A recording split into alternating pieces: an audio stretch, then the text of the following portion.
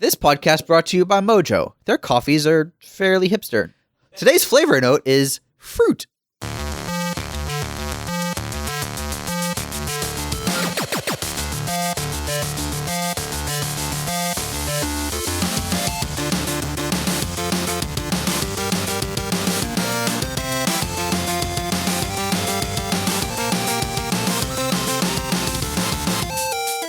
Hey, welcome to episode 62 of Front Seat Gamer. I'm Nick. I'm here with Saveun. Hey, How's Nick. it going?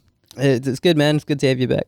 Thank you. It's good to be back. Although I was back. You did some good hosting though, Sav. Like, that was some good shit. Thanks, Blake. Yep. I always panic at the time of recording, and I come off a little sour as well. But well, not sour, just down about the whole thing.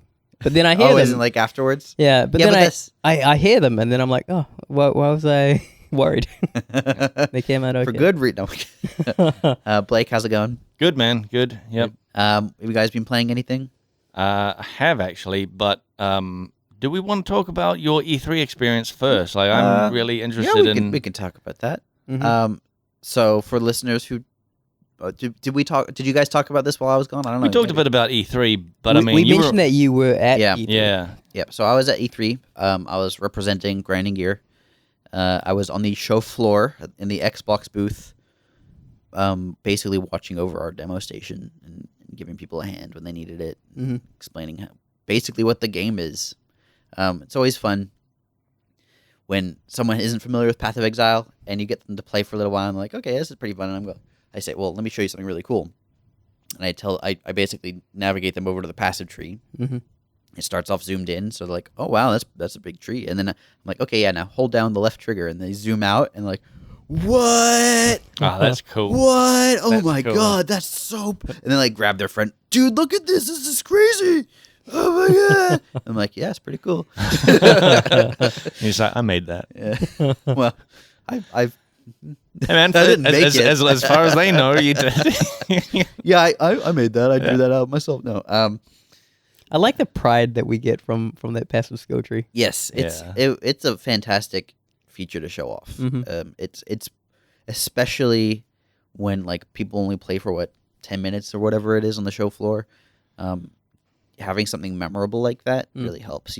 There'd be a lot of people who would then take a photo of the booth specifically with like the Path of Exile sign in it, so that they could download it later. Telling them that it was free to play also was always a fun thing. Yeah, They'd yeah. be like, oh, and it's totally free to play. And I'm like, oh, what? Free? What? And I'm like, yeah, free to play. And like, oh, but you like sell like experience boosts? No. Just like we sell cosmetics and some stash space and like, but like weapons and stuff? No. Oh, wait, really? It is quite an awesome model. Yeah, it's always cool to see people's reactions to the sort of big points of Path of Exile. Mm-hmm. It's also a little bit sad that they've just gotten used to like, oh, so it may be free to play, but you're going to rip us off with like Right. experience Yeah. boosts and you know, buying the best weapons and armor and stuff, right? Yeah. Yeah. I mean, that's just the state of the industry, though, right? Yeah. I didn't get to spend much time on the show floor looking at like other stuff. Mhm. I did wander around a little bit. The only thing I really wanted to play was Mario Odyssey, Mhm. and the queue for that was more than an hour. Oh I my had to God. be back at the booth like in less than half an hour. At So that they- point, so They let like public. It was open to public, right? That was Yeah. that was Oh, yes. the big thing. yes, that was a terrible decision. So the thing I've heard is that like it was open to the public, but there was no sort of infrastructure change to allow for an extra like 10,000 people or something. Yeah, pretty much. I mean, E3 is like a giant like cluster love. Yeah. I censored myself. You can swear on this podcast, you know. Cluster frick. Oh, Jesus. Um, Maybe not that harshly. This is my 33. And this one was this is also the first time I'd been on the show floor as like a booth exhibitor or whatever. Mhm. Other times I'd been a journalist, and I'd previously just been able to like skip to the front of lines, even in front of other journalists, because I was working for a major outlet, which was simultaneously like awesome and kind of like terrible. It's like I feel a little guilty, but I don't have to wait an hour, so I'm fine with that. Mhm. But this year, I saw maybe 4 journalists total walk wow. past our booth. Like, it was just pretty much consumers and exhibitors, and then the journalists all had basically private meetings elsewhere or whatever it is. And that, I think, is really, really, really bad for E3. Okay. The reason is the last year, or this year rather, the setup is great for the people who run E3. They make a ton of money from the consumers, Sure. Yeah. but it's terrible for the game publishers, game developers, and game journalists, who all of whom spend money to go there to either report on or have their product reported on. And for them, E3 is like the primary place to show off your wares, and it can really determine like the course of how the media represents your game for It's the like, next year. Basically. I mean, it was always like an industry thing, right? Yes. Like that.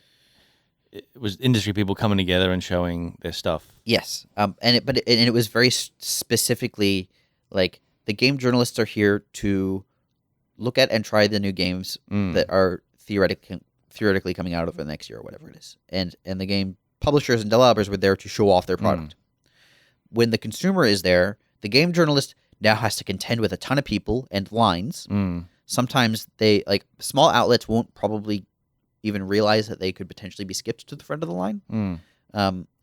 Whereas major outlets, it doesn't their status probably doesn't change that much. They just have to now contend with a massive amount of sweaty people.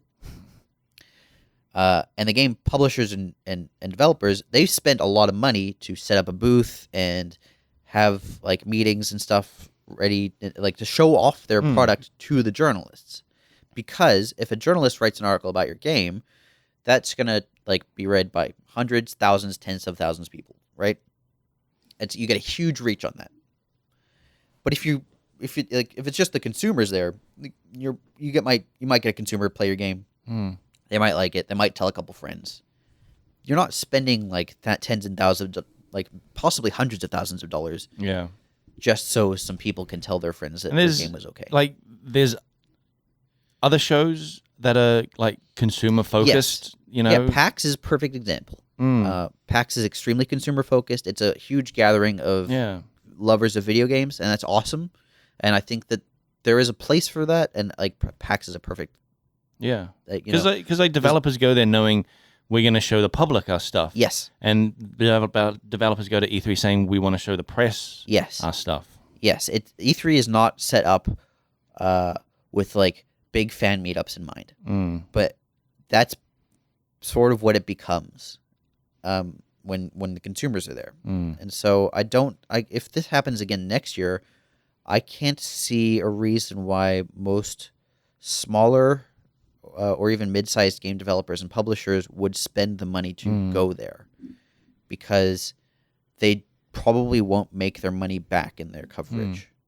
Do you think that they would then have to if they were to continue having it open to the public, would there be press days that are say it runs for I don't know a week or something, right? Be half the week is for just only press allowed in E3, and that's when they have all the conferences and all that sort of stuff, and then the other half consumers are let in and they just that's what some other things have done in the past, I think. Yeah. And it's an okay idea. The thing is, E3 is already 3 days on the show floor. Yep. Which is quite long. It's a big thing. And several days before that, press conferences and presentations and stuff like that.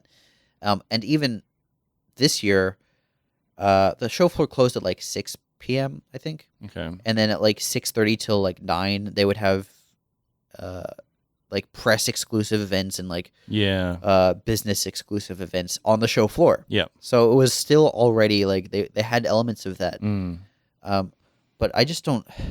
No, I don't think that would save it. Basically, is it just too tiring for people to do? If they had a full week of 5 days or something of just going. Yes, E3 is exhausting both physically and mentally.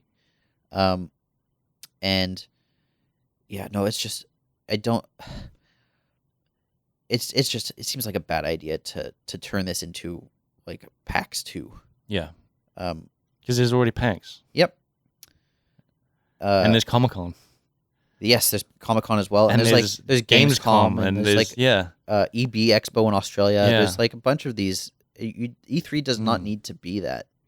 I still think like getting the public like engaging in some way in some part of E3 is awesome. Like, but not to like the detriment of E3 itself, you know? Yes, I think if they're gonna do that, they basically probably need to do like a second expo entirely. Yeah, maybe. Yeah, maybe. Yeah, like E3 consumer or something like that. Yeah, E3 corporate and E3 consumer. Yeah, don't call it that, obviously, but like split, like make them clearly split up. Like 1 week there's a thing, and the next week. Actually, that like straight up splitting it up would probably be a great idea, because I remember listening to the podcasts and stuff that came out of E3 and people commenting on how there was a lot of like, it was open to the public and stuff, but they would hear people like basically not sure what they were actually buying for their ticket. Like a lot of people seem to think that they would get into the press conferences and all that sort of stuff, and they not at all, because that's for the press. Yeah. So having a separate E3 that's like this is consumer E3. Yeah. You know exactly what you're getting. Right. There's they can space that out a lot more than. The other part of this is even this year with the consumers there, it wasn't particularly consumer friendly, because for the most part, if there was a game you wanted to see, like if there was a game you're super excited about, i.e. Mario Odyssey, you would have to queue for an hour. Yeah. And so the show floor is only open from like 10 till 6 or whatever. And if you spend an hour queuing per game and then like maybe 15 minutes playing, you get to see maybe like 4 games. But maybe 5 or 6 if you're really lucky. That's the thing I kept hearing as well, is that they introduced thousands of more people into E3, but did not like... It wasn't the capacity. Yeah, didn't extend like enlarge E3 in any way to accommodate that new amount of people. Yeah, and on top of that, a lot of the people who spent money to go to E3 are probably also trying to do journalism. As in, like, there was a dude who wandered over to our booth and played for a little while. And I talked to him, and he said, "Oh, I have a website." And he had a consumer pass. Like, he was there as a consumer, not as a journalist. And, that's probably the correct thing, because anybody can make a website. I mean, we made a website. Yeah, right? By the way, where's my Front Seat Gamer E3 press pass? When do I get that? But yeah, no, it's too mixed now. It was not there was no clear focus for this E3. Yeah. All this E3 was like, these are the games that people are announcing. Some of them are playable. And now it's basically a free-for-all on the show floor to see who actually gets to play it. Yeah. Is bad from that perspective. Yeah. However, from my perspective, standing on the show floor in the Microsoft booth, I got to meet a lot of our fans. There's a bunch of people who came specifically to like play Path of Exile, at least to come to the booth. There was one dude. I think my favorite person to come to our little spot. I don't remember his first name, but his last name was Jupiter, which is just the coolest last name ever. He just had the best attitude, and he was having a great time. That's awesome. I basically let him play like any content he wanted to, because he just had a great attitude. And it was fun, like meeting people like that who were like, "Oh, I love Path of Exile. I was so excited when you guys announced it for Xbox, because I want to be able to play it on my couch." I'd let them play, and by and large, pretty much everyone said it feels great. Like I was skeptical when I heard about it, but it feels really good, and like it feels sharp, and it doesn't feel clumsy, and that's great, because it's so much like. I mean, I'm not on the Xbox team, but I feel like 80% of effort is just trying to get the controls to work. It's such a huge thing. Yeah, and there are still some hurdles on that front. Inventory management is going to be hard. That's just the main. That's the main sore spot, even currently. Yep. And I mean, even on PC, inventory management can be a little bit clumsy. So moving that over to the controllers is the hardest part. but like when you're in the midst of combat or like even like really managing your passive tree or whatever it is, like anything, basically everything else feels great, like really really good. That's cool. And so I'm actually really excited for this to come out on console because it's gonna be fun. So you didn't get to play Mario Odyssey then? Nope. I did watch the trailer though. Yep. Looks What do you great. think? Yeah. Looks like it's gonna be one of the best platformers of all time, just like every other Mario game, Oh man. basically. I'm so excited. I love wish Mario. they only showed New Donk City, right? They didn't show any other. Oh no, they did show. They showed some stuff. They showed like a dinosaur thing and like They showed like a cold desert. Actually, now that I remember, yeah. a cold desert. Yeah, it was a cold desert. It had like ice cube, ice like shards everywhere. Was it sandy? Yeah, Interesting. I thought it was sandy. It was like red sand, Oh man, and everyone was shivering. And Mario was shivering, I gotta. and he bought a track that poncho down. and a big hat. I'm pretty sure the hat is basically the theme of the. Yeah, and every world has its own currency. Really? Yep, Oh man. where you buy and shops that you buy stuff I using that currency. I need to pay more attention to this. That sounds fantastic. Yeah. So Vern, you were so skeptical about Mario. I if I guarantee Still you am. still are. Still Yeah. are. Tell me why. I haven't seen enough. No, I did you see don't the like- trailer? You mentioned the dinosaur to me. Yep. What did you think of that? Oh, the look of this dinosaur. Yeah, I mean, and just the look of the game in general. I don't like how he's some freak cartoon character in a world of real life looking See, I people- love that. people that are normally I proportioned. love that. I think that's so funny. I think it's like a really clever move to take. Mm-hmm. So someone, I heard this like theory, right, about that like New Donk City is Donkey Kong is running it, right? Okay. So in original Donkey Kong, where Mario was like Jumpman, so does that mean he was originally from New Donk City, but has spent so much time in the Mushroom Kingdom that it's like physically mutated him into I this see what you're weird cartoon man? Yep. And now that he's come back, he can clearly see the difference of like the monster he's become. I don't know, because he's so happy in New Donk City. I don't think he even realizes. I think that's just that he's his different. that's just his His attitude? He's just like, you know what? I'm Just making make the I'm best making, of everything. Yeah. If you were like a short, overweight plumber, like To be honest, I'd rather like to see a cartoon version of New York City or whatever it is with cartoony like characters that look like Mario instead of But these realistic. there's already. I think that's going to be a part of it. I suspect that. I mean, there are already going to be areas that are Yeah. cartoony and, Well, and wacky. like I was saying, that cold desert that had like a little town and like quests and stuff. Okay. And they were all like Mario proportioned type Yeah. guys. If you've played Super Mario Sunshine, Delfino Plaza is a big cartoony city, and it's beautiful, and it's really fun to navigate. Nick, I played the wheels off of of Sunshine. Yeah, Yeah. It's too early for me to say anything. Yeah. Obviously. I'm looking forward to seeing more. that's well, that's good. Yeah. That's a change. That's a positive change. That's good. Did anything else catch your attention Uh, during E3? Like I said, I didn't really get to do much. But, Okay. But it's been like a couple weeks since Yeah. Yeah. E3. yeah. wow. Hey man, I've been working. Right, all right. How did you watch the Mario? I don't even know what it's called. The Mario XCOM. Oh Rabbids yeah. game. Mario v Rabbids or whatever. Is that what it's just called? Ra- Yeah. Yeah, I did see that. What did you think of that? I thought that was odd. Yeah. But from everything I've heard, it looks great actually. Yeah. Like, I love those sorts of games, and Mario. Love Mario. Can't get enough Mario. Mm. I did see some other stuff. The Cuphead. Cuphead's looking fantastic. All right. I actually didn't see. I mean, I saw that Cuphead had some new announcements, or was it just like they're showing new stuff? It's coming out this year. Ah, first of all. yeah, They yeah. announced that. But I didn't think see it's any October or September. any new trailers or anything. They had a new trailer. Okay. It looks. That game looks so good.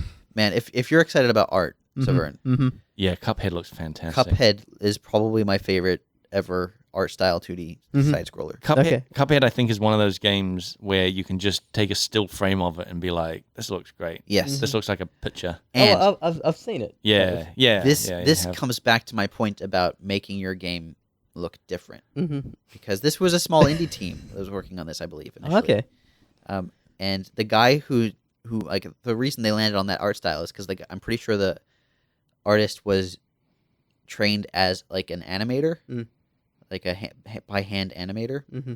And If he was he trained in didn't that really- style, that was a long. He's an old man. Well, I think he basically went for that style. He decided, oh, I'm going to do this, or maybe he was an illustrator who tried to right, animate. because the thing with that style is that was like the dominant style until like Disney basically started and all the rules of animation were introduced. Well, and- that was also Disney style. well, true, but I mean, Steamboat Willie, it looks yeah. so much like that. But I mean, newer, like more Disney's- refined yes. styles It's like came out of rubber it. tubes. Yeah, it's rubber tubes. Nothing has any like mass. Everything's stretchy. Everything. Right. No- There's no- no, it's bones. no bones. Yeah, no Yeah. bones. But man, that game looks so good. Yeah. Just purely aesthetically. I do like artsy games, actually. What was that freaking? There was a PlayStation 3 game. Or in the Blind Forest. No, it had puppets in it. It was a Sony Japan Studios game. Damn it. Okay, I'm really blanking on the name. But it was artistically fantastic as well, Okay. and it was 3D. It was very stylized. You're a guy. You had your Kujiro, and you would switch heads out with other things. Huh. And the theme was like the screen was a theater, so it had Yeah. curtains in between every Oh, that's cool. all the chapters. Interesting. Yeah, so that was cool. I mean, Little Big Planet had sort of a like stuffed toy aesthetic going Yeah, on. it did have that kind of quite vibe. Cool. So yeah, I'm a big fan of when someone like when a game takes a theme and runs with it. Mhm. Nintendo's also very good at this. Like Yoshi's Story, the whole storybook thing, and like Paper Mario. Yep, I like Kirby. Kirby's pretty Yep. fantastic too. That Stitch Yeah. Yes. that's Yep. the- Yeah. style. Nintendo definitely likes to double down on that sort of thing. They announced a new. Did they announce a new Yoshi game? I don't know. Maybe Like a felt one or something? Or was that because there was Yoshi's Oh. Woolly World a while back? this sounds kind of familiar. And I but think that there's a I newer may one. just be like creating a memory right now. Yeah, yeah. I'm incepting you. Manufacturing a memory. Yep. Yeah, you've just incepted me. I've incepted you. Yep. There were some other things I saw. Oh, Rareware has Sea of Thieves. Oh, dude. Yes, we were talking about that so- because Yeah, I 'cause didn't believe that their water looked as good as like what you were saying. And basically, I was like, one of their developers came over, and I was telling him how we had just improved our water effects, and we're like really proud of it. It looks so real. It looks so good. Our water effects. I'm so proud of them. And then I had seen theirs like in the Microsoft conference, and it's just like, oh, never mind. Yeah. Ours is there's- got a long way to go. I mean, we've got waves and they've got an ocean, you know. Yes, their water effects are the best water effects I've ever seen in a game. I've got to check this out. They are. I didn't believe them.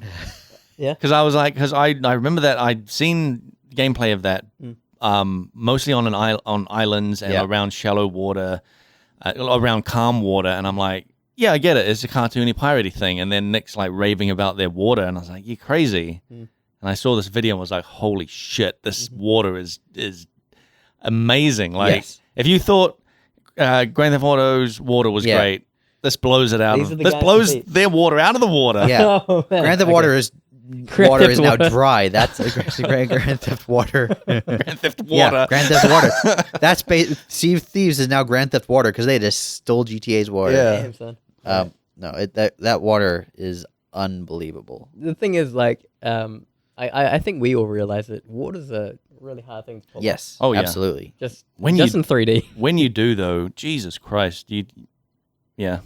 it's great. Yeah. So if you haven't seen the Sea of Thieves trailer, just look at that water. That's the main thing to take away from that trailer. is- That Are you game- excited for the game? Eh. You just like the water? I talked to some of their guys. Their guy's really nice. That game, at least when I played it, was kind of a nightmare to control. You have like a bunch of different things you can interact with. You've got like the radial wheel of items and stuff, and you end up equipping an item, and then to use your item you have to like hold down shoulder buttons and stuff, and it was a bit weird and hard to manage. And it's also, I think, the kind of game that I don't really enjoy playing that much anyway. Like, you have to play with a group of people, and so there are tasks that work to create that like teamwork feeling, but I think are just not that fun. For example, if your ship is damaged and starts taking on water, you have to start bailing the water out with a bucket. Pretty fun. We have, right? So that doesn't really appeal to me. I don't really want to I don't want to have to go and get wood and then repair the hole and then start bailing water out of a ship. That sounds like work. Well, maybe you're more interested in finding another ship to take over, and you kill their crew, and now their ship is your ship. Yeah, but how are you going to do that if your ship is underwater? You just wait on a... Well, yeah, if you're out in the middle of the ocean, you're a little bit and your screwed. ship starts taking on but water, if you gotta swim start to a bailing it out. nearby island, like chances are another crew is going to show up to take some treasure off that island, and then you can just like take their ship. So you're saying just live on the island until someone arrives. And then... Yeah. Dude, like, I understand why you don't like... Well, why you might not be interested in this game, but this game is right up my alley. It does sound like exactly the sort of thing you'll like. Because it, like you said, it's a game that you will play with a group, and like I've got a little group of friends that I play these kind of games with, like Ark, and like we were playing Vermintide not too long ago and stuff like that. So playing with a core group of friends is that's where that game is going to shine, you know, and because it just creates like hilarious like situations, you know? There's going to be a lot of fun stories that come out of that. You and your friends found this awesome island, and then like 2 other ships arrived, and you had to fight for the treasure, whatever it is. You know, there are going to be cool moments that come out of that. Yeah. But like, I'm very worried about the moment-to-moment gameplay of, okay, I have to go and collect wood to repair the hull of my ship, and then I have to bail out the water, and then I have to find the map, and then like read the map and find the treasure, and then dig it out with a shovel. Yeah, I get. I think some of the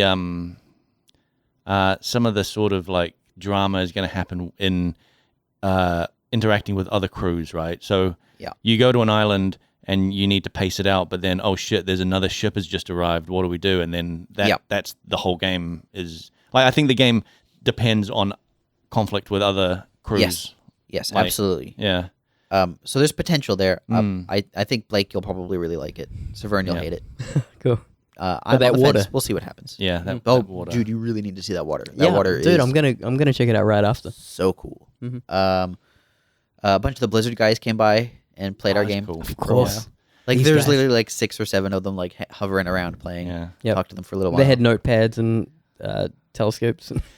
They seemed like really nice dudes. They were ripping on each other like, how come you didn't do this? And how come you didn't think of That's that? awesome. Like, yeah, our game's cool. So by and large, like there was fun stuff that happened. None of it involved video games for me. Unfortunately. Who was the most famous person you met? Okay, so there were actually some like celebrity VIPs who came by. Oh yeah, I think you said about this. I didn't recognize any of them. Yeah, However, I a group of guys came by and said that they're Danny Trejo's like personal assistants. Oh what? And that his like stepson was playing Path of Exile, and like Okay. So I talked to his stepson for a while and like told him he wanted to get into game development, and I was sort of giving him some like advice on like, well, these are the different paths you can take, and this is what you'll need to do, and that sort of thing. And their personal, like the group of guys seemed to really like the game, and they were pretty cool about it. And then some dude came over with his son, and I have a feeling, because I forgot what his first name was, but I think it was maybe Neil Strauss, who wrote The Game, which is that like pickup artist book from the 2000 Right. Yeah. era. Yeah, we all know about the game. Yeah. Yeah, we've all read that. Yeah, so he came by to play our game. Oh shit! I think New that research. Yep. He seemed like a totally nice guy as well. And his son was playing, and I showed him the game, and he was like really excited about it. So there were some people who I think some Microsoft representatives came by and said, "We have some celebrities who want to play the game," and I'd be like, "Okay, yeah, sure, they can play it. It's fine." Our booth didn't really have a line at all Oh, right. because it was like deep in the Microsoft booth, and there were lines all around it. Oh my god. So people just assumed that there were lines. I feel like there's a if people are waiting in line for 2 hours, there's definitely a market there to be like put mini booths in the line. You know, Wait, I've got it. 3DS is tied to very attractive woman just walking around. Is that what you said? Oh yeah, that happened. maybe not tied. Yeah. But wasn't that the Nintendo That thing? was the Yeah, that Nintendo did thing. happen. Yeah. But Yeah. like you were like comparing to Disneyland, you were saying that they've like in in their Disneyland, you had lines stuff that you could do. you during had the stuff lines. to do in Yes. the lines. Yes. Could like if you got there's a giant line into the Microsoft booth. Yeah. You're inside the Microsoft booth. Wouldn't it be cool to have like some sort of mini little booths playing Right. Path of Exile on within the line? Well, so that was sort of organically what happened to some degree. People Yeah. would step out of line and play for a little while. That Problem step is, out of line. yeah, they were Oh. way out of line. The problem is that like, if you have something like that in the line, People will just stay there. yeah, the Yeah. line doesn't move anymore. Yeah. You need know? okay. This is why you need them on some sort of rotating conveyor belt. Okay. What you're describing at this point, Blake, is like a human harvesting machine. Yeah, I'm all about that. People step on board the human harvester and they get fed through the line and they come out the other side of the Microsoft booth. Yep. Microsoft customers. Well, maybe. Yeah, I don't know. I just think that maybe there's some sort of like there's something that can be added to this line that can be selling a This product is- to these people. Blake, People I- study to- social dynamics for this reason. This is not. You haven't solved this problem, Blake. I'm sorry. Blake, also, I don't think they gave a damn. Yeah, they don't really care. But the people in the line don't care. No, the E3 organizers. Oh, didn't give a right. damn. No, well, I mean, clearly they didn't. Otherwise, they would be doing exactly Yeah. what I said. It wasn't set up in a consumer-friendly way. But you know what? Overall, I think most people probably had a fairly good time. It was just exhausting. It's just very tiring. It'd be interesting to see how much it changes for next year. I hope it goes back to the way it was because, You don't like change. I understand. yeah, I just hate change. Yeah. Just hate it. Hated Obama's whole like thing, you know? Change. Yeah. Well, don't worry. Someone's making it great again. Yes, we can. No, I think that consumers was a bad idea. I hope it goes back to not consumers. Keep the consumers in This packs. depends on how much money the E3P like organizers made. I think. Well, the thing is, if they made a lot of money this year, and they want to do it again next year they're not going to get like publisher and developer money. Right. So They're gonna have there's to- going to be a cost yeah. somewhere. Yeah. Anyway, while I was gone, Saveun, you hosted. Mm-hmm.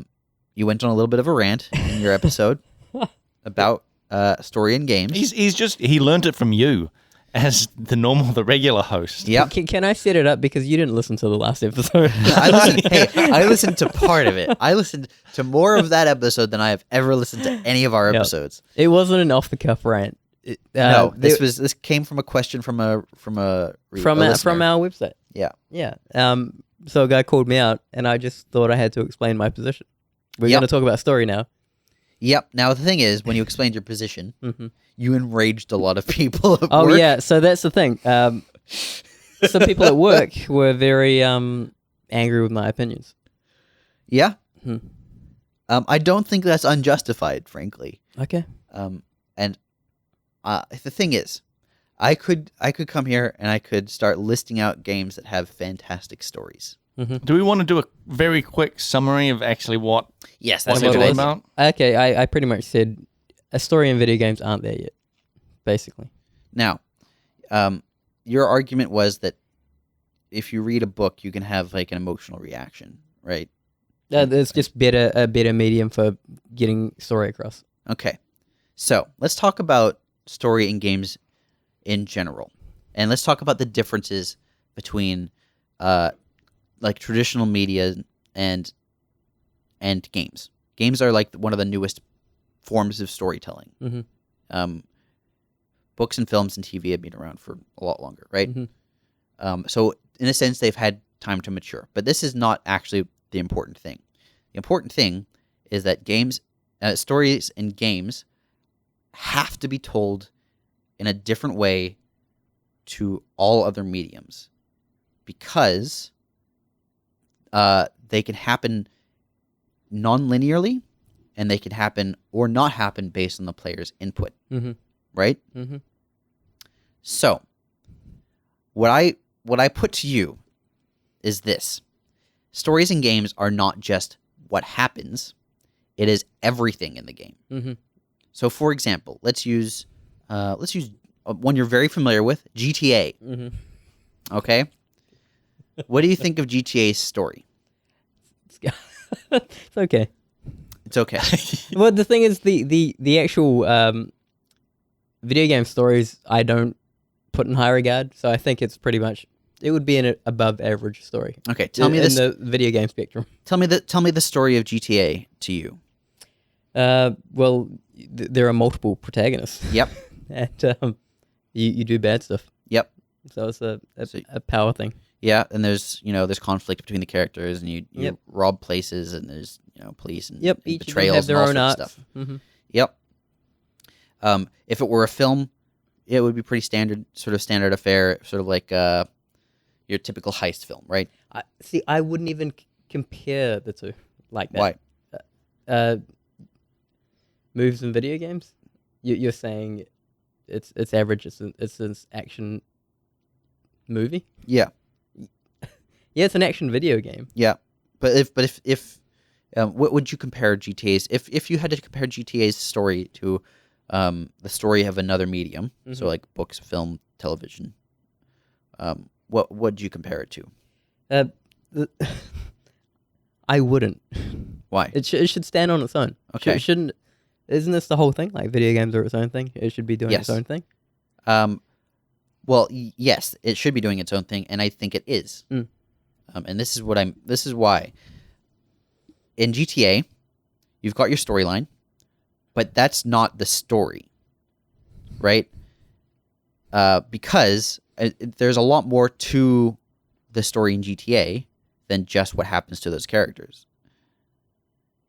There is an entire city Mhm. that doesn't actually exist in real life, Mhm. right?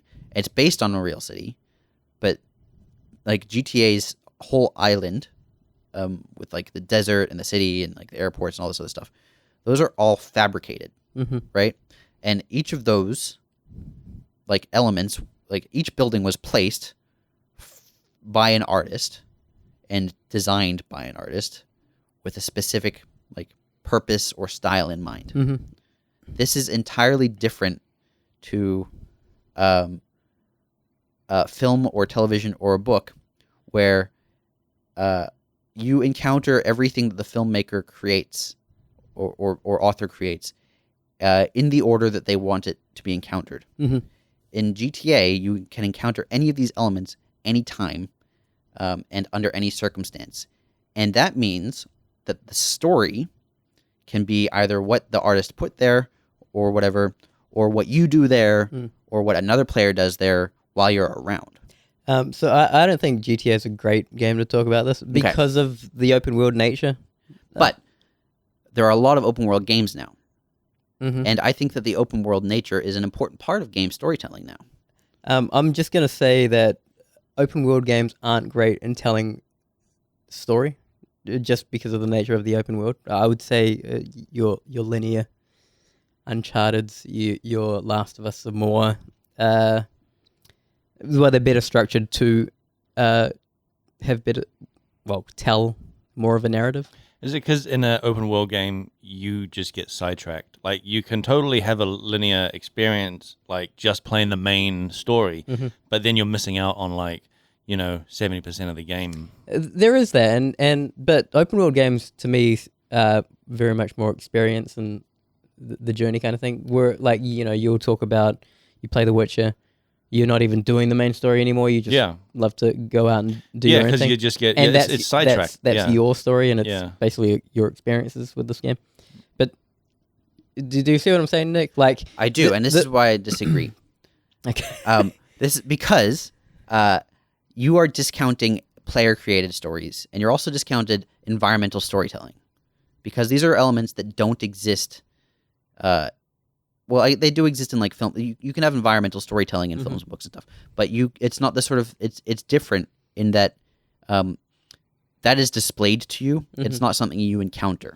Right? Nick, I know this very well. Right. You're describing set dressing, basically. No. Well, when you say environmental storytelling. Yeah.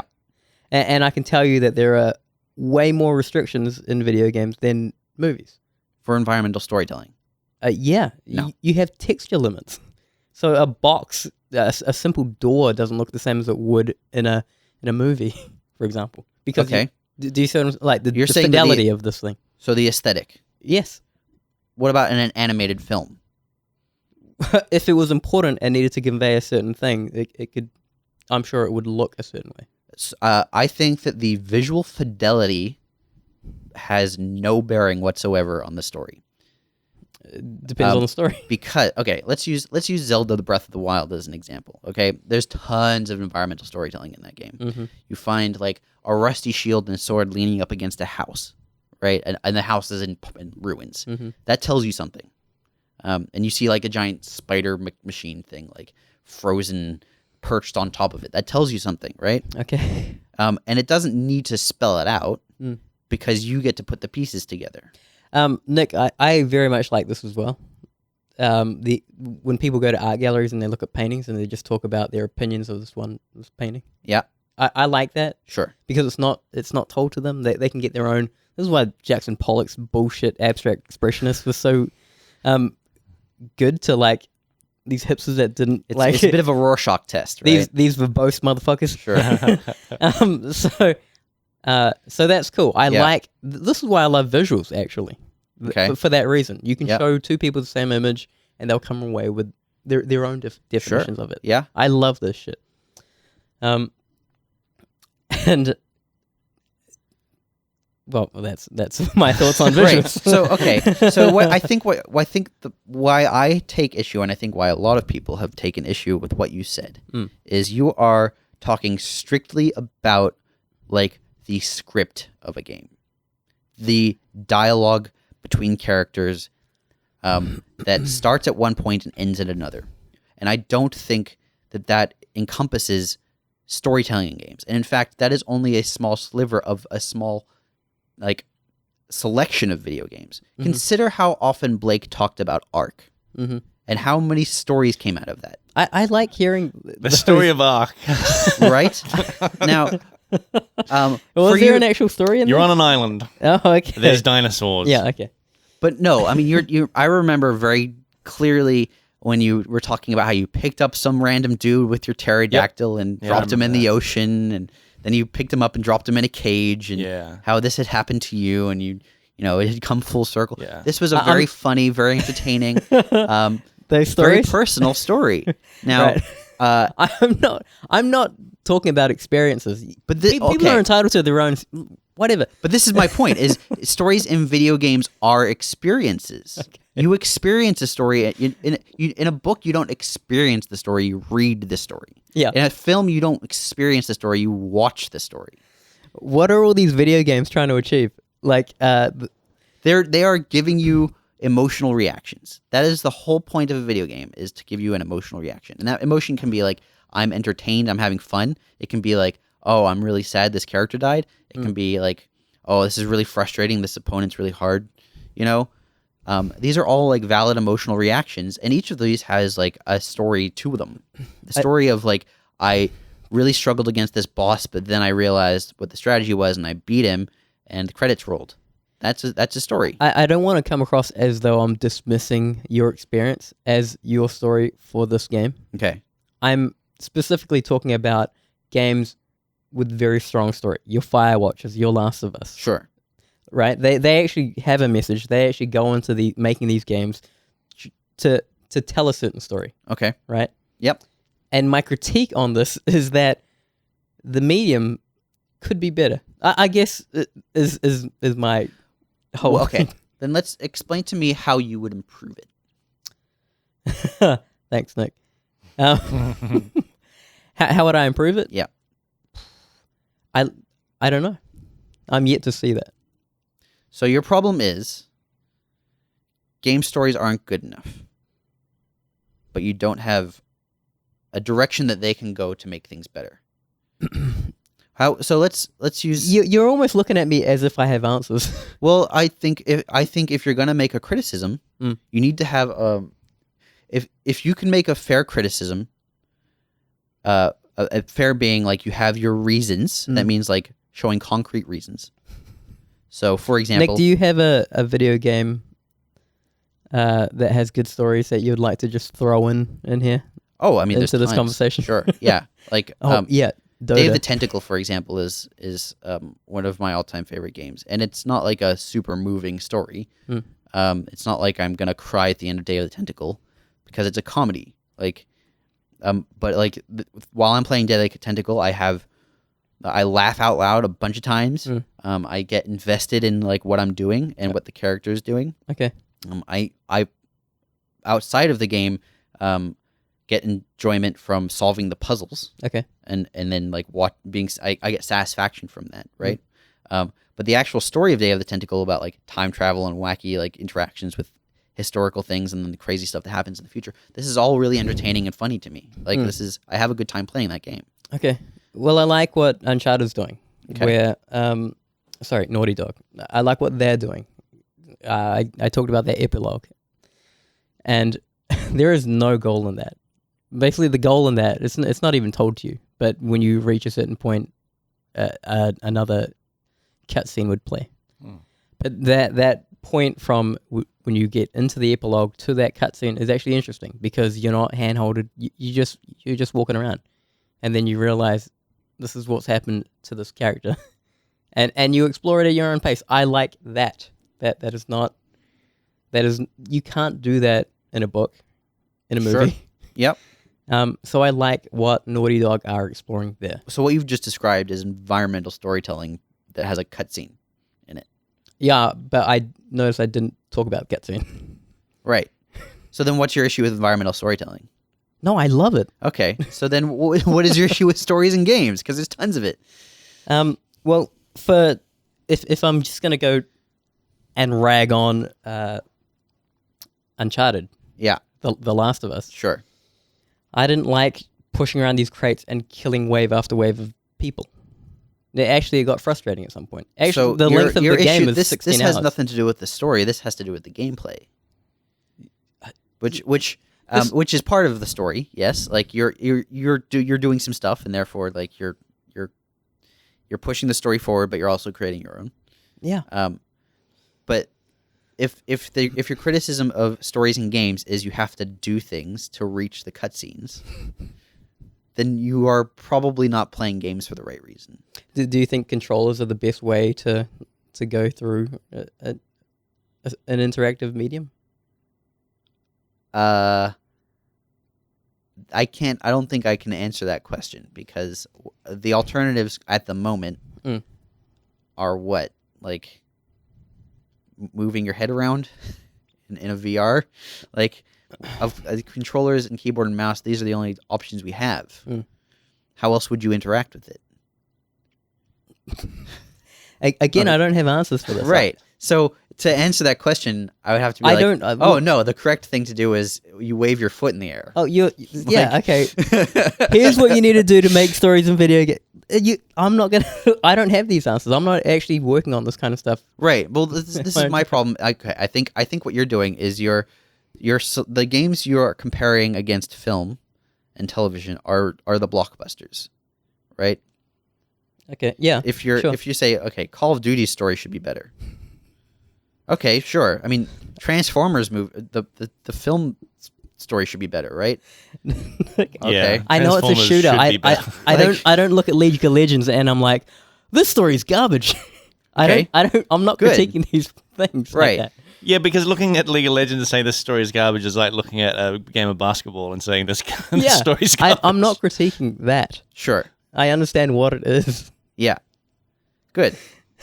League of Legends is closer to like a sport, right? No way. Right. No, but so more what I'm saying is like if you're saying that these story-driven games, these story-driven blockbusters that are going for mass appeal aren't like artistic and moving enough for you, well, duh. Like you're watching a blockbuster. Did you It's play like- The Last of Us? Why isn't Captain America teaching me something about like history right now? Why I want to feel emotionally connected to 18th century England right now. Like this is your criticism basically. The thing you're asking for is not going to be found in the games you're looking for them in. What was a game you played that you really enjoyed, like the experience that you could not have gotten in a book or a movie? I like Grand Theft Auto. That experience of But- just sitting things and watching the world play out. Okay. That was fun. Okay. What about Firewatch? You liked Firewatch. I thought that was cool. And what did you think of the story? of You're Firewatch? basically just walking from point to point. Yep, that's true. And there are elements that you can miss or find based on your own actions, and they will fill out the story. And what was amazing about that was the other character was just voice acting. Yep. You know, and so it was basically an audio book where you would With some scenery. switch chapters from and to based on your response. So yeah, It was a choose your cool. own adventure, right? Yeah, But that is quite close to like a book or an audiobook in the style that story was told. Mm. And that was I enjoyed that game, and I thought the story was really interesting. I guess I just can't make critiques, and I can't. Do you not agree with my statement of video games stories need work? No, I don't. Okay. I mean, I think They're perfect. I think no, I don't think they're perfect, but I don't think they are any worse off than films, television, books, music. Like these are all things where there is like a massive pile of garbage, and then a few amazing classics, and then a bunch of like, it's fine, you know. Blake, do you have an opinion? I think I'm kind of aligning more with what Nick is saying, Okay. where like there are some garbage video game stories, like no doubt, right? Mm-hmm. But like, and saying like, yeah, well, like I don't think you should tarnish all of video games based on some garbage video game story, like I don't know, the story in Call of Duty or whatever, you know, because that's like saying, you know, taking the Transformers for example, being like, man, movie stories are garbage because I watched this Transformers Yep. movie and it was Dude. just shit. I do make distinctions when I criticize these. I know Transformers isn't trying to tell good story. It's just action, explosions, and robots. I know. So- I can say this is not what I'm going into Yes. this movie. Give me an for. example of a book or a film or something that you love. Had a that- really good story. yeah. I like the first Matrix. Fight Club was good. First Matrix is pretty good. Okay, so in the first Matrix, the focus is sort of on making you question reality, right? Hmm. There was a very there's strong some message. philosophical stuff going on in there. Have you played BioShock Infinite? Yes, What did you think of the story of that game? I didn't enjoy it very much Okay. Have you played because I don't like the audio logs. Have you played the Stanley Parable? No, I think you should play the Stanley Parable. I've heard a lot about I Stanley think what you're Parable. getting at is there are some things, some sort of like experiences in video games that you can really only have in a video game. You know, like Firewatch. Like it's your whole experience is what makes that game good. Like if you just watch that as a movie, you'd be like, this is shit. It's just some dude walking around. But You think a movie would be told in first person? dude, have you heard of Hardcore Harry? Like that's the first Yeah. person movie. yeah. But I'm saying that there's Let's like see how well that movie there's does. yeah, Have you seen real Russian bad. Ark? Russian Ark is another first-person movie Yeah. shot in one take. Okay. Really Oh. interesting movie. But the thing is, there's like stuff that video games are sort of now exploring that is really where their sort of story like and experiences kind of shine. Yep. You know, like your Stanley Parable and Yeah. your ask Dear me, Esther's ask me how I and feel all that about sort of story thing. in video games in 10 years. I'll have a Well, different answer for here's- you, and I'll here's- have different games to then refer you to. Well, here's the thing. I also think part of what's going on is most great films and books and all these other things, most of these only become recognized as the classics that they are way down the road when the story has stood the test of time, and people study it, and like Shakespeare in his time was just like you'd go and you'd see your entertaining play and you'd go home, you'd pay your $5 or whatever it is. It was Shakespeare was the equivalent of going to see a movie, going to see Transformers. But 500 years later, people are still studying it. Games are a very, very young medium, and I think we've already had a bunch of classics that just haven't been recognized as such yet. Okay. Portal, I think, is an example of one. Mm-hmm. Portal is a story in which what you think is going on is not what's actually going on, and you slowly learn this, right? And it's a brief game. It's only like a couple hours long, so it's in more comparable to a film in terms of like the length of the story. I think a thing is that like you're complaining that pushing crates around in Last of Us is like is the thing that you hate about that game, right? That was one of the things. Yeah, but like say like something like Portal, like their gameplay sort of fits in like really well with the story that they're telling. Yeah. Whereas like pushing around crates in Last of Us, like some of their gameplay might not gel quite well with the story that they're trying to tell. Portal is a really good game. I'll give you that. Yeah, no, That's 1 point for you, Nick. I do think that Portal is probably one of the best examples of a marriage between storytelling and gameplay. And I do think that there is a disconnect between storytelling and gameplay in a lot of games. Mm-hmm. But I don't think it's fair to say that like there are no games right now that can touch the classic nature of certain books. The cool thing is, Blake, you talk about, I talked about pushing crates in The Last of Us. They actually do something with that mechanic towards the end of that game, which is great. And I don't want to ruin it because you haven't played it yet. Yeah. But I'm starting to hear more about newer video games kind of taking that old formula and then skewing it a little bit, which makes it very interesting. Nier Automata is a new game that's caught my attention. Because, dude, like, I mean, it's been interesting over the last, 20 years because storytelling and gameplay has evolved quite a lot. Mm-hmm. And I remember a time when it was just like, you have a cutscene finishes, you're in the game, you walk 5 meters, another cutscene, that finishes, you're in the game again, you walk another 10 meters, cutscene, and it's like that was how they told story back then. This is Metal Gear Solid? Yeah, because they're like, oh, we gotta inject some gameplay in there, and the gameplay was just walking 5 meters, and it's like that doesn't gel right, Yeah. Half-Life is a game where the story... Valve is particularly good at marrying story and gameplay together. Half-Life does it especially Did you ever well. see the who's that? J.J. Abrams and Gabe talk about video games and movies? No. And they kind of went like back and that forth. sounds like an amazing That'd be No, interesting. it's quite a few years old. It's like an interview during like BAFTAs or something. Okay. That sounds interesting. But they basically criticize each of the other's medium, which is kind of cool.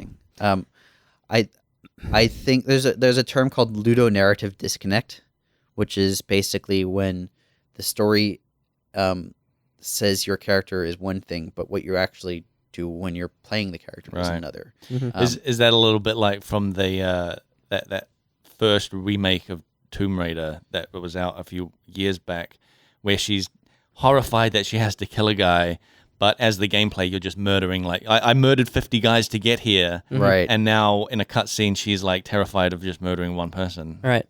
Maybe I haven't played it, but that does sound like an example of what I'm talking about. That breaks immersion, right? Yeah. Yes, and, it does. And things in like a crime fighting GTA thing, I always thought it would be fun if you were like a cop, right? And because the game doesn't seem to recognize that you've just run over like 50 people on the way to somewhere, if the murderer that you're actually like looking for loops around and is actually the player because they've like just like run over like 50 people on the way to somewhere, but like they're investigating a crime that the player had inadvertently caused like hours ago or something like that. I thought that would be a weird thing. Like Resident Evil does things like you'll come across a wooden door, and it's like no, you need this key to get to the next bit, Sure. and you're holding a freaking shotgun. Yeah. And you're like, Yeah. come on, Dude, that is the fucking plight of adventure games, right? Yeah, or like, oh, I'm sorry, you can't go over there. There's rubble, Yeah. or there's a fence in the way. Yeah. Right. Or there's like a small gap and you're carrying something that you could totally build a ladder out of. Yeah. You just don't do it, right? Yeah. Yeah, there's And I actually view that as like technical limits. I don't think it's technical limits. I think it's game design choices. This is where as a game designer, we often have to basically decide whether or not the damage to a story is worth the enjoyment you get from the gameplay, right? There's always there are often you have to weigh these things together. In our game, for example, you play a character who literally murders like thousands and thousands and thousands and thousands and thousands of people, Monsters. and people. Like on the second area of the game, you're killing cannibals, right? Yeah. These are living people. Yeah. Then bandits in the second They're act. trying to eat you. So you're just going to go, oh, they're people. I guess I Right. better not. Right. So I mean, and in fact, Dominus, I believe, comments on this. Oh, right. In Act 3, he talks Yeah. about how you've basically what led you to him was a huge trail of murder. Yeah, yeah. And so there is, we sort of point that out, but it's you still are in theory meant to be rooting for your character who is just like murdering nonstop, and there's some ludonarrative disconnect there. But I think that the Tomb Raider example is probably a really it sounds like a very strong example of what I'm talking about, and that's an area where I do think many games can improve. But this is not a symptom of all games, and I think that if you're asking for a perfectly crafted masterpiece of a story, you're not going to probably find it in blockbuster games. If you go to see a Marvel movie, you're not expecting them to have a frank discussion about the morality of, like, you know, fighting in a crowded city. You're going to see the fight in the crowded city, and you know they blow up a building or whatever, and you're like, dang, that probably killed a bunch of people. They never acknowledge it, right? Did you watch Civil War? Because that did actually whole watch thing Civil was War, about yes. acknowledging it. Yes, that's a good point. That's Which a good I think point. is really great. Yes, that is true. In Guardians of the Galaxy recently, in the Guardians of the Galaxy 2, tons of people die. Then they never really acknowledge it. What do you mean? When did tons of people die? When like the giant blue foamy thing Oh, starts right. expanding. Well, here's the thing with that is that it shows like it shows people escaping. people escaping. It only Doesn't shows show people people escaping. dying. Yeah, but definitely Right. people died. Definitely people yeah, died. Yeah. I also thought it was funny that the Sovereign and that had basically drone ships, and so they're like having these massive space battles. Yes. But they're actually not killing. Yeah, they're fine. Yeah, they're fine because they're just playing in an arcade basically. Yeah, and I love that movie. But you know, there's if you're not gonna go to like a big action flick and be like, why didn't they? This is Why didn't they really drill down to the morals of the situation? That was that Superman movie, right? Where clearly millions of people died in the city, never addressed. Right. So right. Talking about movies, yeah, there are certain established rules of telling story in a movie, right? Your movie but there are typically also doesn't. there are exceptions to those rules. Sure. Always exceptions. Well, yeah, of course. Sure. But typically for a Western movie, it's a 3-act structure. Yeah. It follows the narrative of the hero's journey. Yeah. And it will be anywhere between 30 minutes and 3 hours. 30 Kind minutes is a pretty short movie. Well, but sure. shit, I'm just trying to give myself You're some, watching a TV show. some wiggle room. Yep. Sure. Right? Yep. None of these things are... This is why I love video games well, because it's limitless in what... It's really just a guy with an idea making whatever the hell they feel like. There aren't established rules, is what I'm trying to say here, with video I games. disagree. Okay. And I will point to the Ubisoft open world games as an example. The Assassin's Creed type games? Yes. Towers, Right. points of interest. Dude, that's just those- their design. Those are not. These There's are a tropes of Ubisoft. Those are rules that they have established internally for developing Yeah. open world games. Now, But they're not overarching rules like a third act structure. Yeah, this isn't like Not every open world game needs a tower. No. Yeah, But and there are games that like to have that twist on the tower. There's Sure. no, I don't know. I mean, definitely correct me if I'm wrong, but are there any movies that have a twist on the third act structure? Yeah, probably. Probably. I can't name any off the top of my head Again, right now. yes, but there are exceptions, but Yeah. typically, Sure. right? here's some game rule examples that you'll probably encounter. The player is usually in control of one character, right? Okay, Uh, not Grand Theft Auto. The player can Not any strategy. Only one game. at a time, though. Not any strategy game. ever. Yeah, okay, but Um, strategy games are often like their story is just right. cutscene. Not You- any you do a sports thing. games. There's a cut. What's that? Sports games. Yeah, Oh, there's they definitely don't have a sports story. games. It's. I mean, FIFA. sure. I mean, there are going to be examples that break these rules, and also this is games have a very broad archetype, series of archetypes rather that films, because of their non-interactive nature, can't have this many archetypes. But like, there's almost always a failure case in a game. There isn't a failure case in a film, right? So that's a rule. Have you here's seen another- Jeepers here- Creepers? Here's a rule: you can't necessarily get to the end of a story in a game without interacting. Well, yeah, that's video games. Right? That's a rule. Do you see what I'm saying? Like, Wait, I guess what's that is your a point hard here? rule. Like, Yeah, yeah, you like, have to play a game. you have to play it. interact. That's not always true though, because Really? Far Cry 3 or 4, whatever, whichever one, you can like put the controller down and wait 20 minutes and you win, That's true. right? So also Takeshi's Takeshi Kitano's Nintendo game, I forget what it's called. That's another game where you can put the controller down, and if you wait long enough, I think you just win. Well, well, how come? This is way off topic. Yeah. Dark Souls. Yeah, You crouch down in an egg and you wait, and then you get a little like sure. thing, and like you were shitting on that, but now you're basically saying No, that's I'm an interesting saying, thing. I am saying that these are things that break the rules of you have Right. to interact. These are Right. the exception. But- yeah. Yes. So more what I'm saying, you are thinking again. Films have been around a lot longer than games, so they have established a structure. Yes, and there are things that break that structure. Yes, games haven't been around as long, but there are still established rules, and there are things that break those rules. For Yes, example, I still think- in most video games you don't play the bad guy. Sometimes you do, but most of the Again, time Grand you Theft don't. Auto, you're the bad guy. Again, yes. Sometimes you do. There are exceptions. That's one my idea for a video game wherein you're investigating crimes that you caused. Right. Yeah. That sounds fun to me, kind of. Shadow of the Colossus. You play the bad guy, right? I don't know. You do. Anyway, Dude, I haven't played that yet. Thanks, What? Nick. You jerk. I was waiting for that. By the way, that game. Looks But again, amazing. like Yeah. I'm my excited for that. statement of I don't think video games are there yet. Those rules aren't established and like they're not.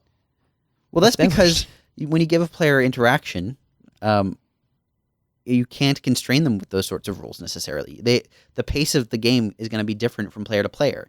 A 3-act structure is a very carefully paced thing, and you can't necessarily assume that a player is going to get through the first act in a certain amount of time, and then the second act in the next part. So pacing has to be done on a much smaller scale usually. Like in if we're going to use Zelda Breath of the Wild as an example, each of those dungeons is fairly short. They could have been huge. There are Zelda games that have huge dungeons. Is So they made a the, very careful, very deliberate choice in how they paced that gameplay out. Mm-hmm. And there's always, and like, games are always evolving on how they convey story to you, Like, you say, like, you hate audio logs, but there was a time when audio logs were, like, the new thing. I Yeah. know. And people were like, fucking put audio logs in. This is great. You can listen to it and walk around. And it doesn't break game flow. Now that's become such a trope that it's like, we got to come up with, like, something. How do you something feel better. about audio logs? Because I play Horizon. Yeah. And I encountered a couple audio logs. I like, actually, Horizon, I was fine with the audio logs because there's not that many. Mm. Like, I don't like it when that's the main way to tell story.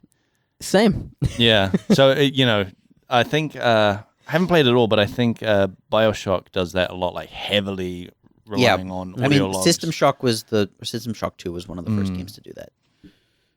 Yeah, and I mean, I think at the time, like it was a cool way to do it because the alternative was like a wall of text or a cutscene. Well, it also meant that you could have a game where you are the lone good guy. Like there are no other friendly people around, and you can still have a story. Yeah, with multiple characters. Yeah, and it doesn't slow down gameplay because you're listening to it while you're playing. Right, and there's something cool about finding these things. You found the story. Yeah. Nick, is Zelda's story good? Breath of the Wild. The actual structured story is awful. I mean, it's just we talked about this. Terrible voice acting. I don't know why we'd even talk about this game. Because that game is amazing. Everything else about that game is awesome. Because there is a difference between like its story and like your story. Yes, and also would you compare it to Transformers? There's a difference between. Oh man, I compare everything to Transformers. But there's an important distinction to be made between a story and storytelling as well. I think, and that game has a terrible actual like storyline, but their storytelling outside of the dumb cutscenes is fantastic. Their environmental stuff, even the NPCs that you talk to, all of their scripts are again, great. like their fidelity is so on the nose that they could never. Do you see what I'm saying with the environmental storytelling? Like you couldn't, the detail doesn't accommodate for something with high fidelity, like a Last of Us and Uncharted. I mean, it doesn't just because of their technical limit.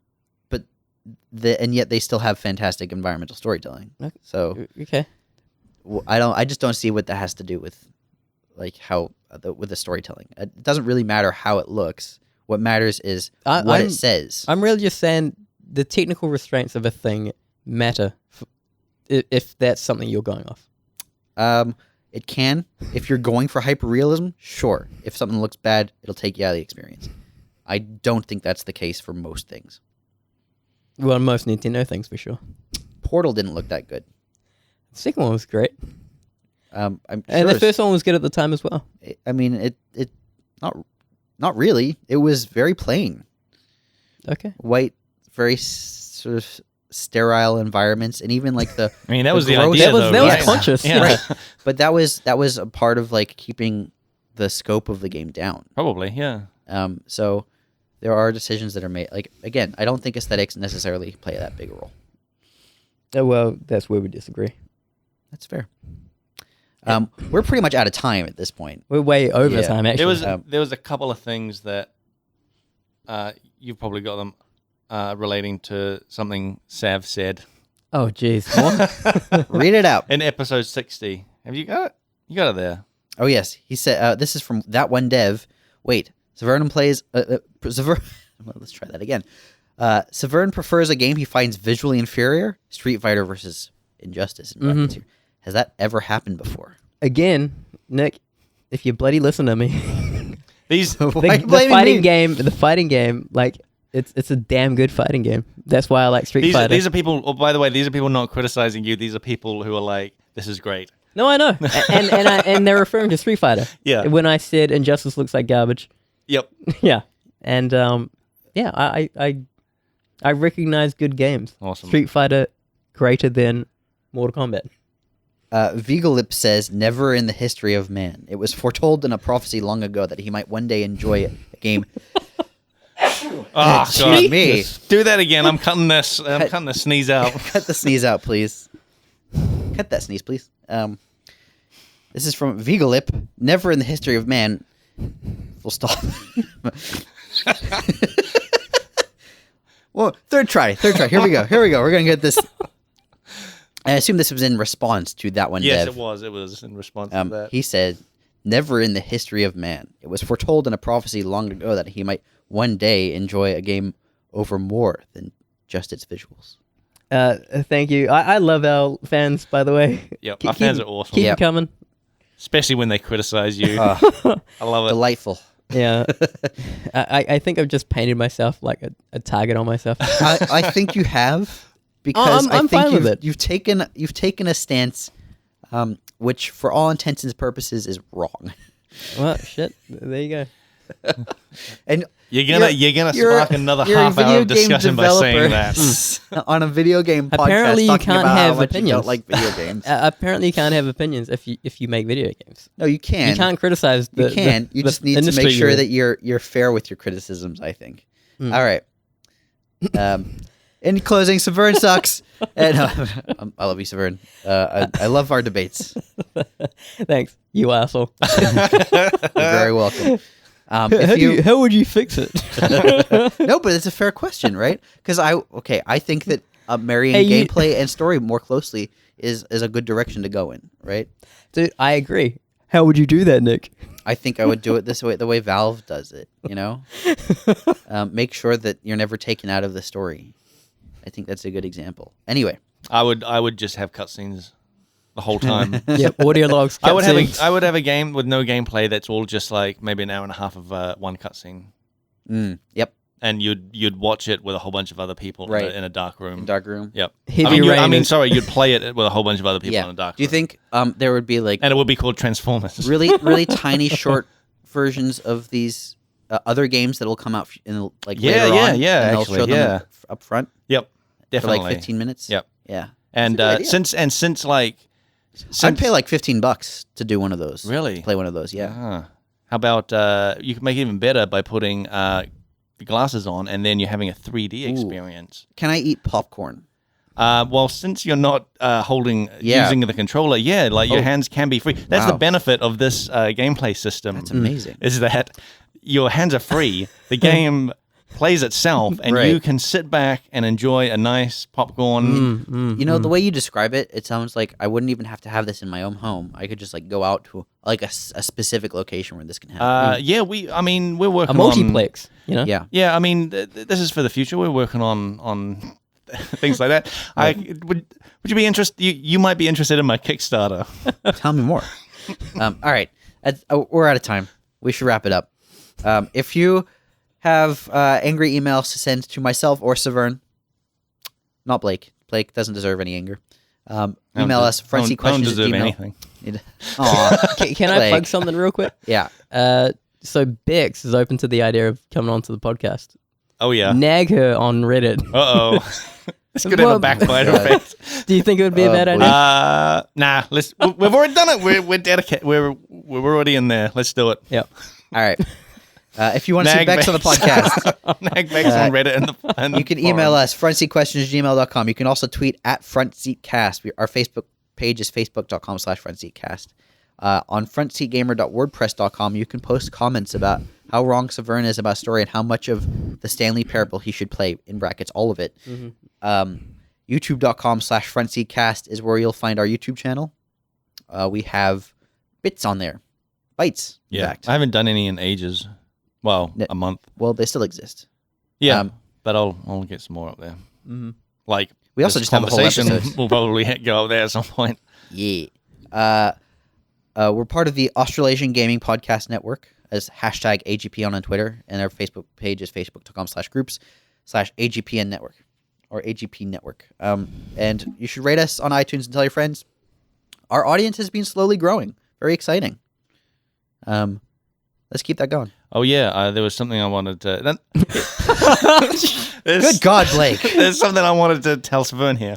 Do you remember when we were talking about how I was searching for Front Seat Gamer on YouTube, and you were like, it's just because Google algorithms. You should try it in incognito mode. I did, and we're still number one.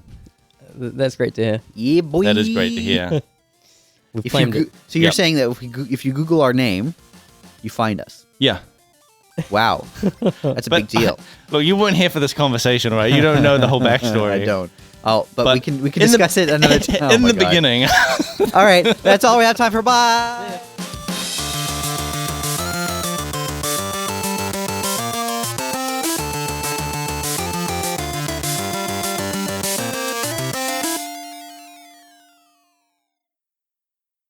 I've told you of my student diet, right?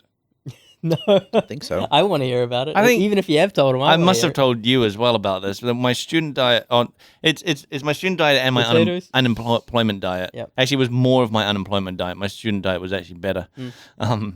But yeah, my unemployment diet was like I would get pasta because it's super cheap. It's super cheap pasta because you get like a whole bag for like $1. I get that and chicken nuggets, and I would take Nuggets are pretty pricey. well, here's the thing. I would take like 4 or 5 chicken nuggets at a time and cut them up into little pieces. Oh wow! Add them, put them in a frying pan, fry them up, and then I'd have my pasta cooking, and then put that in there, and so I'd have like chicken nugget pasta. But I would also buy the massive Tomato cheapest tub of tomato sauce, Wow. the like 5-liter one or something. Yep. And just like put that on there as pasta sauce. Yep. It's fucking great. This is Matt Damon in fucking on that Mars movie. Yeah, yeah. But the thing is, like, the tomato sauce thing, I got such a taste for it that I, even to this day, if I have pasta, I'm not buying pasta sauce. I'm gonna put tomato sauce on it. Dude, Jono told me a story where he was really poor and he just brought a huge bag of potatoes. Yep. And had that for a month. Fuck, that's cool. Yeah, Bag of potatoes. that's so cool, man. That's cool. Potatoes for a month. Oh man, that's so cool. Dude, that guy's hardcore. What kind of was Does it he like just- Idaho brown? Was it like? Oh man, I ate them raw, peelings and all. when I studied at media design school, I was like, all right, I'm going to be a real student now. Yeah. I went out, brought like fucking cans of spaghetti and stuff. Yeah. I did 2 days of that and I was like, fuck this. When I first moved to the U.S., I didn't know where to go shopping or anything. Oh yeah. To get to like the closest store, I had to like walk 20 minutes, and then I'd have to carry heavy groceries back like uphill. And but the housemates I was living with would occasionally drive to a place called Trader Joe's, which is a big supermarket chain in the U.S. And discovered they have these like frozen gyoza for $3 a bag. You could get like really, really fucking good like shrimp and chive gyoza. And I didn't, so I would buy like packs and packs and packs of these, and I would maybe like split the pack into like 3 meals. So it was basically a little about $1 a meal, maybe a little more than that. And I would cook them.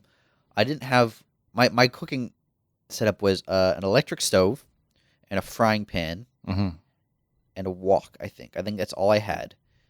Dude, woks are great. And gyoza have to be steamed. Oh. And so what I ended up doing was like I would cook them in the frying pan and then put the wok upside down on top of it. Fuck yeah. And like Nice. that's basically And it how was fine? and I just eat Yep. like, and I put like some water at the bottom of the frying yeah, pan, so yeah. they'd fry for a little while, and then it What is was- the it was most real ghetto? What is the most like poor studenty thing you guys have ever done? Mine would be the spaghetti. Okay. You just bought spaghetti like for like a couple of days. And Yeah. like, that's it. It was, dude, my parents were supporting me. Oh man, that's cool. When I was this is not even like a student. I was like 24, 25 when I was doing this. Yep. This was when I was living in Australia between here and IGN, and almost every dinner consisted of a can of soup and bread. Yeah. And that was it. I found some great soups, and I found that there's like this Chinese like chive pancakes. I can get frozen chive pancakes, fry them up, Oh, Ivy and- gets those all the and time. dip that in the soup, and that was Yep. really good. They're like flaky, right? Yeah, so good. Oh my god. Yep. Or I would do like a $1 pack of pasta with like chopped up mushrooms and asparagus in it. That's incredible. You? Like the pasta thing is probably the most studenty thing I've done food wise, but the most studenty thing non food wise is when I first moved to Auckland, I was staying at a YMCA, and How long were you there for? I was only there for like I don't know 6 months or something. Okay. Yeah, Only 6 months. only 6 That's months. quite a while. Dude. It was I got a little bit used to it, but the shower situation was real bad. My place was like that too. It was Because I had a schoolmate Yeah. at the YMCA, but I was living out by the hospital, Grafton, just across that bridge, that building, that Auckland University. oh yeah, built. I know that. It's called the Huia Residence or some shit, but yeah, communal showers. Dude, communal showers. We had so fucking hell the showers. We just had a curtain, and I was like, I just showered in my boxes like the whole time I was there because I'm like, I'm not letting anybody fucking see anything here. Yep. You know, and then when I left, they installed actual cubicles with doors, and I was Oh, like, wow. "What the hell is that?" They Blake's upgraded gone the now, whole let's do thing. Yeah, and it had like a little bench where you could put your Wow. clothes and stuff like that. And I was like, "This is," but yeah, the most studenty thing I did was I was staying there, and I ran out of like body soap or any sort of shampoo or anything like that. Yeah. So I was like, "Fuck, what do I got? I don't have any money for this. I've got dishwashing liquid." Oh wow, that's amazing. So I went in the jeez. shower with my fucking lemony Yeah, dishwashing I was liquid. said lemony fresh. Yeah, it was Ooh. lemony. Ugh. So Were you yeah, like Wowee. zero oil? yeah, it's fucking great.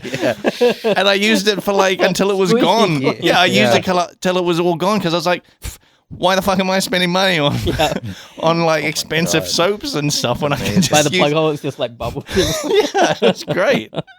Right, I think you win. That's What about amazing. toothpaste? Did it ever get skint? No, I Dish soap. Yeah. Still dish soap. toothpaste was always no, Yeah, that was a necessity. that was a necessity. All right. I do remember I used to buy just the dollar bars of soap. Yep. And I remember saying to myself, one day, Blake, you'll be liquid soap. liquid soap. and guess what? If you look in my bathroom right now, liquid soap. Actually, I'm running out of the liquid soap, so I added a little extra water in there. Oh wow. Because I need to go get some more. Oh man, being a student's fucking great. Yeah. I think it's an important thing that some people like might miss out on, you know? Yeah, I didn't. I was never a student, so. But you lived a student like I mean, I lived a frugal life. yeah, I think for a it's while. important. Like that's the thing, to have a part in your life where like you are kind of struggling and you're just getting by, you know. It certainly makes you value the dollar more. Yeah, you it know? really does. It helps you, I think, budget later on in life. Mm. So, all right, Good stuff, man. shall we get started? Fucking-